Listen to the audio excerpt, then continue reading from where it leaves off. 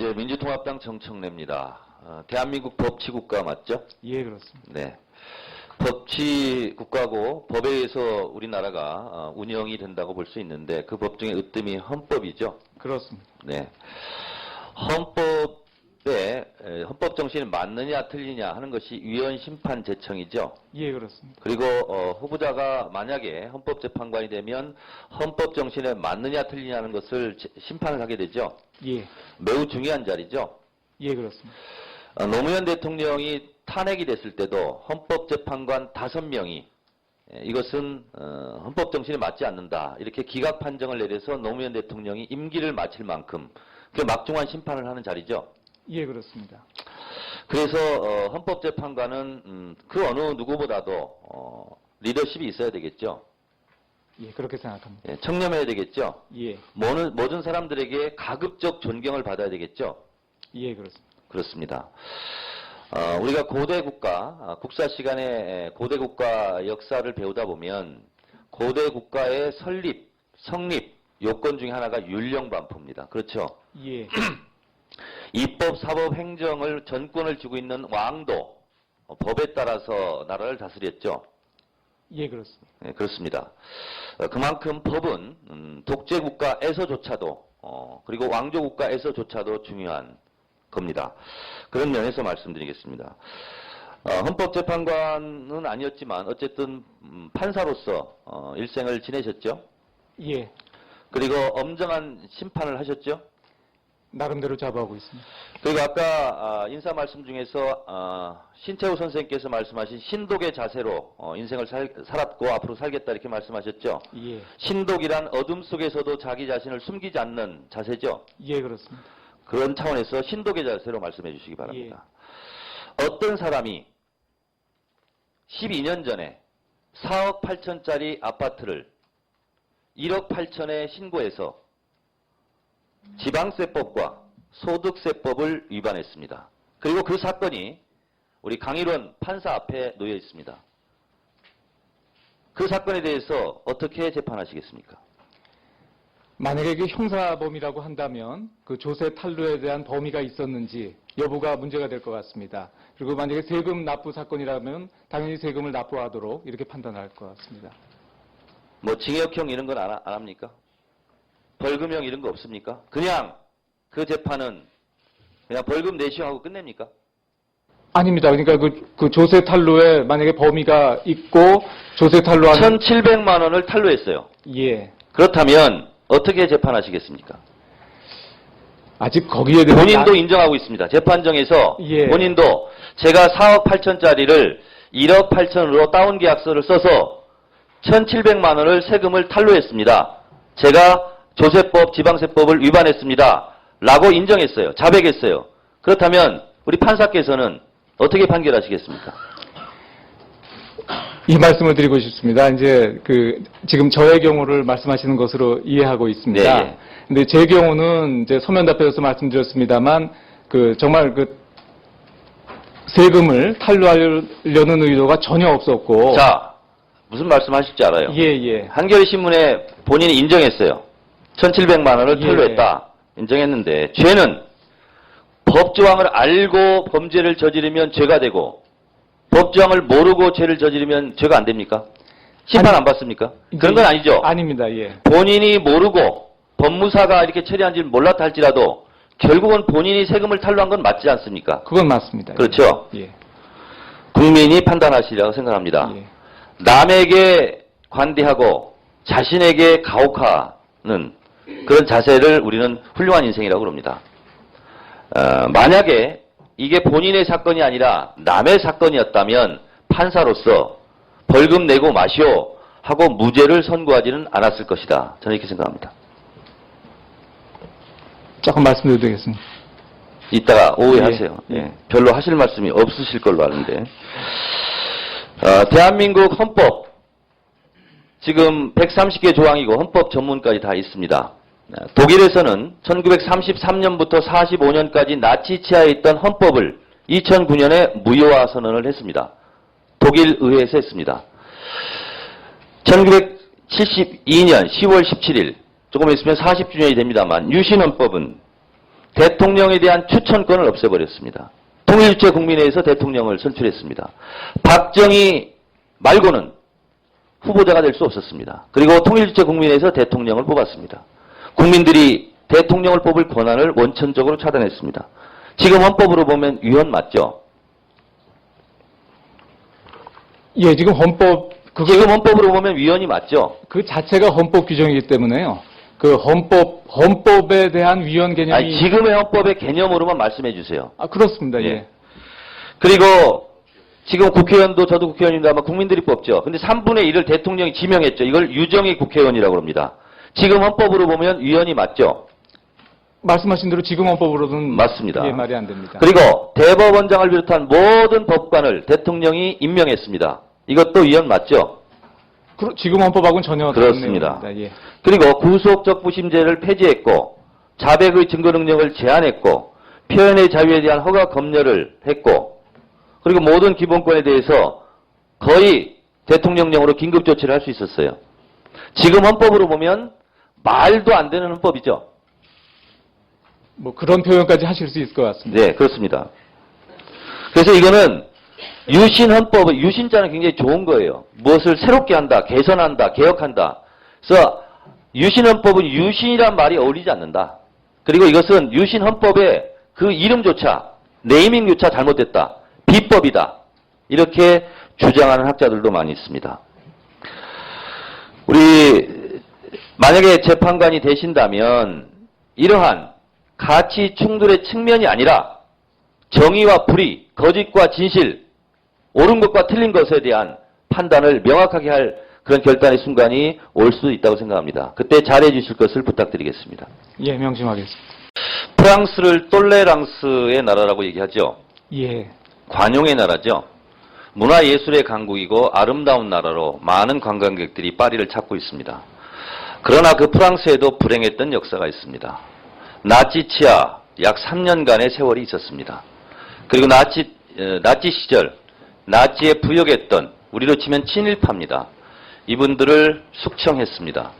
그리고 공소시효를 지나자 공소시효를 없앴습니다. 민족 반역자에게는 공소시효가 없다는 것이었습니다. 그리고 헌법을 바로잡았고 민족 정기를 바로잡았습니다. 프랑스의 예입니다. 그래서 이제는 관용하자 똘레랑스의 나라가 되었습니다. 독일은 또한 세계 2차 세계대전의 전범국가로서 부끄러운 나치 헌법을 2009년도에 독일의 의회에서 폐지하고 무효화했으며 나치 헌법으로 처벌받았던 많은 억울한 사람들을 풀어주었습니다. 우리에게는 참으로 귀감이 아닐 수 없습니다. 후보자도 그렇게 생각합니까? 예, 그렇습니다. 1972년 지금으로부터 40년 전에 선포되었던 유신헌법은 지금의 헌법으로 위헌이죠. 지금 헌법의 기준에 따르면 전혀 맞지 않습니다. 예, 위헌 맞죠? 예. 대통령의 종신제를 담았으며 그리고 국민들에게 대통령 투표권을 빼앗아갔습니다. 그리고 통일주체 국민회의에서 대통령 추천권을 가졌으며 그리고 선출권까지 가졌습니다. 이것은 지금의 헌법 체계를 보면 말도 안 되는 법입니다. 국회의원도 뽑지 않았습니다. 대통령이 국회의원의 3분의 1을 임명했습니다. 정당을 해산할 수 있었으며 언론, 출판, 집회, 결사의 자유를 억압했습니다. 그리고 사법부의 대법원장을 비롯한 법원 판사들을 대통령이 직접 임명함으로써 입법, 행정, 사법을 박정희 1인이 독점했습니다. 지금의 민주주의 원칙과도 그리 맞지 않습니다. 동의하십니까? 예, 동의합니다. 대한민국 헌법 전문에 보면 유구한 역사와 전통에 빛나는 자랑스러운 대한국민은 3.1운동으로 건립된 상해 임시정부의 법통과 불의에 한가한 4.19 민주 이념을 계승하고 이렇게 되어 있습니다. 정치적 고려 없이 우리가 계승해야 될 4.19 민주 이념을 짓밟은 5.16은 쿠데타가 맞죠? 오전에 답변 드린 것처럼 제가 정의한 바에 따르면 쿠데타에 해당한다고 생각합니다. 맞습니다. 헌법 제69조에 보면 나는 헌법을 준수하고 국가를 보위하며 조국의 평화적 통일과 국민의 자유와 복리 증진 및 민족문화 창달에 노력하여 대통령으로서의 직책을 성실히 수행할 것을 엄숙히 선서합니다. 이것이 바로 대통령 취임식에서 있는 대통령의 선서입니다. 무릇 만인은 법 앞에 평등해야 하고 그리고 무릇 대한민국의 국민이라면 헌법을 준수해야 되는 게 맞죠. 물론입니다. 하물며 대통령은 국민보다 더 모범적으로 헌법을 지켜야겠죠. 예, 그렇게 생각합니다. 그런데 5.16을 헌법에서도 그리고 교과서에서도 군사 정변이다 구테타라고 하는데 그것을 인정하지 않는 사람이 대통령이 되었을 때 헌법을 준수한다고 헌법을 준수하고 있다고 말할 수 있을까? 대답하시기 곤란하겠지만 저는 그렇지 않다고 생각합니다. 인혁당의 판결 2개를 놓고 최종 판결을 우선해야 됨에도 불구하고 2개의 판결이 있기 때문에 역사적 판단에 맡겨야 한다. 이런 사람이 대통령이 되었을 때 대한민국은 참으로 헌법이 유린되는 그런 초유의 사태가 올 수 있다. 예. 답변하실 짤막하게 하실 게 있습니까? 없으시죠? 예, 뭐 예. 다른 드릴 말씀은 없습니다. 이번에는 완전 정책 질의만 한번 해보겠습니다. 어떻게 헌법재판관으로서 하실지. 혹시 마포구 합정역의 대형 슈퍼 홈플러스 문제 혹시 알고 계십니까? 그 특정 지역은 모릅니다만 그 대형 그 네, 마트에 홈플러스가 지금 문제되고 있다라는 정도는 알고 계시죠? 예, 예. 이게 어떤 문제인지도 알고 계시죠? 홈플러스의 특정한 문제는 제가 그게 이겁니다. 뭐냐면 합정역에 4,300평 규모로 대형 슈퍼 홈플러스가 들어오는데 유통법이 통과되기 몇 달 전에 이것을 허락을 맡았어요. 지금은 이제 1km 반경에 못 들어오는데 그 법이 통과되기 전에 이게 이제 허가제가 아니라 등록제다 보니까 네. 들어오게 됐어요. 그래서 국무총리부터 중소기업청, 서울시장, 마포구청, 서울시의회, 마포구에 다 지금 반대를 하는데 교묘하게 지금 몇 달 차이로 위법을 지금 피해서 지금 들어오려고 하는 그런 문제입니다. 얼마 전에 대형마트의 조례가 위법하다 이렇게 영업 제한을 하는 것이 이렇게 판결이 난 적이 있죠. 예. 그런데 다시 이것이 헌법소원으로 갈 가능성이 많습니다. 예. 네. 지금 박근혜 후보도 그리고 문재인 후보도 내일 대선 출마로 예상되는 안철수 교수도 경제민주화를 다 얘기하고 있습니다.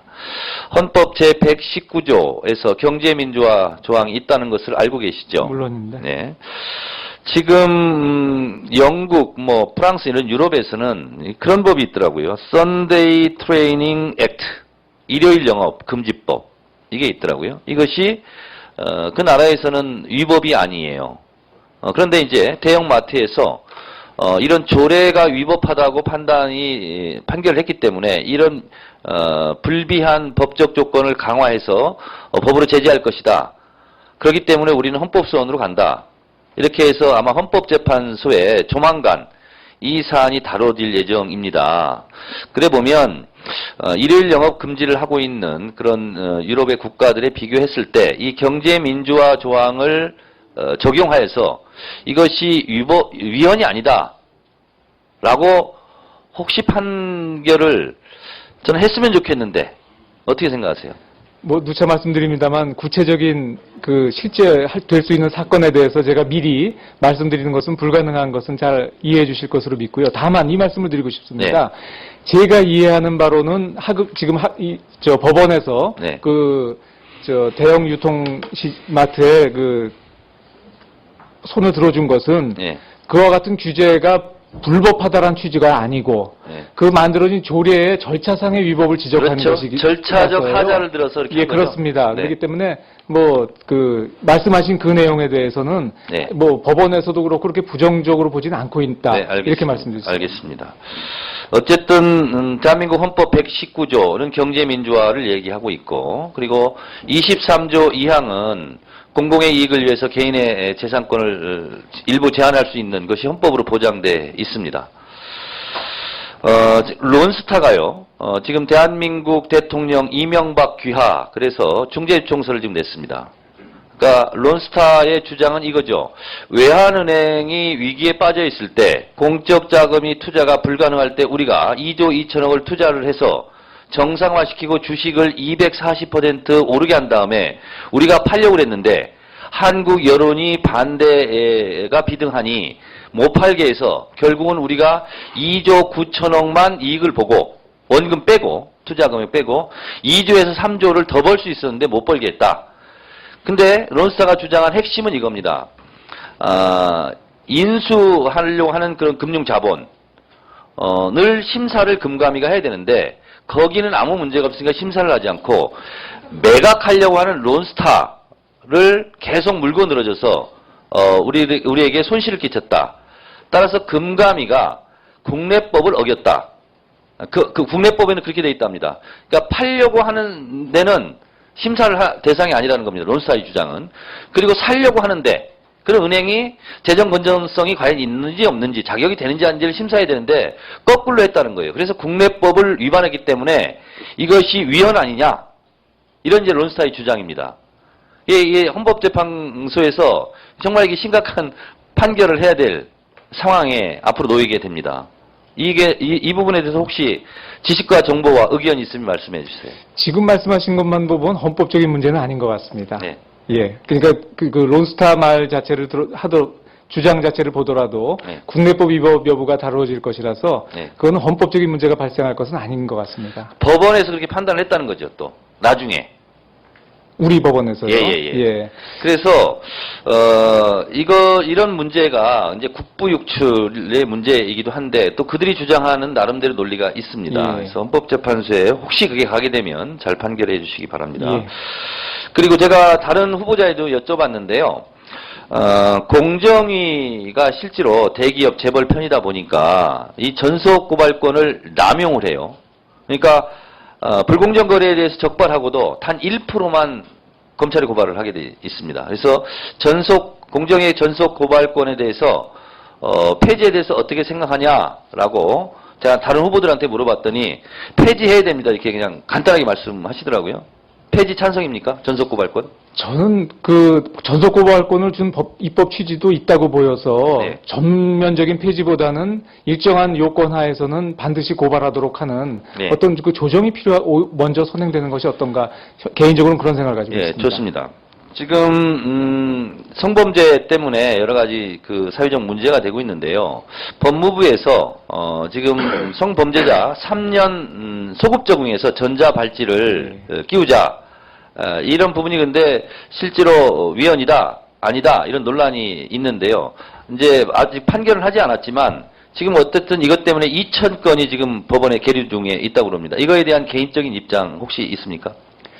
아까도 말씀드렸습니다만 단도직입적으로 얘기해라 라고 한다면 물론 제가 아직 그 구체적인 법안에 대한 깊이 있는 심사를 안 했기 때문에 또 헌법재판소에 계류 중이기 때문에 조심스럽습니다만 그야말로 언론에서 본 전자발찌만 놓고 본다면 형벌보다는 보안처분 쪽에 가깝겠다라는 현재는 그런 생각을 갖고 있습니다만 만약에 제가 헌법재판소에 가게 된다면 깊이 있게 연구하고 또 신속하게 결론을 내릴 수 있도록 노력하겠습니다. 예. 그러면 이제 더 추가 질문 없습니다. 예. 그럼 이 부분만 더 좀 하시죠. 예. 그 군 가산점 있잖아요. 예. 이것이 위헌이다 이렇게 판결이 내린 적 있죠. 예. 근데 이걸 또 다시 추진하려고 하는 움직임이 있습니다. 이 부분에 대해서는 어떤 입장을 갖고 계시죠? 군 가산점. 저는 이제 병역 의무를 이행함으로써 거기에 따른 여러 가지 손실이 있기 때문에 적절한 그 국가적 차원에서의 보상이 필요하다고 생각을 합니다. 네. 다만 이제 지난번 위원 결정이 난 것처럼 군세 가산제를 할 경우에는 여성이라든지 아니면 뭐 신체 장애 등을 이유로 해서 병역을 필요하지 못한 또 다른 분들에게 상대적인 또 박탈감이 있기 때문에 그 조화점을 찾는 것이 굉장히 중요하겠다. 즉 군 가산점제 그 자체가 문제가 아니라 그 제도를 위헌 소지가 없도록 설계하는 것이 중요하겠다 이런 생각을 가지고 있습니다. 하나만 더 여쭙겠습니다. 양심적 병역 거부자에 대해서 처벌하는 것은 합헌이다. 이렇게 이제 판결이 이미 내려져 있습니다. 예. 그런데 이제 사회가 진보되고 진화될수록 양심적 병역 거부자에 대한 대체 복무를 허용해야 되는 거 아니냐? 이런 것이 지금 일고 있어요. 이런 부분에 대해서는 어떻게 생각하세요? 저도 병역 의무와 대등한 수준의 대체적 복무를 도입하는 걸 전제로 찬성하는 입장입니다. 아, 그렇습니까? 그리고 오전에 어떤 분께서도 말씀하셨다시피 실제로 유신 정권 때 구로공단 조성하면서 강제로 땅을 빼앗았던 부분에 대해서 다시 그걸 돌려주라는 판결을 하신 적 있죠? 예, 제가 재심 작성을 했습니다. 예, 제가 다른 후보자들 질의 때도 이걸 예를 항상 들었습니다. 법관은 좀 이렇게 해야 된다. 권력에 의해서 빼앗긴 부분에 대해서 억울한 국민들의 좀 원을 풀어줘야 되는 그런 판결을 해야 된다. 이렇게 제가 칭찬도 하고 그렇게 했었습니다. 만약에 헌법재판관이 되면 앞으로 그런 입장에서 냉정하게 그리고 결단력 있게 과감성 있게 판단해 주시기 바랍니다. 예.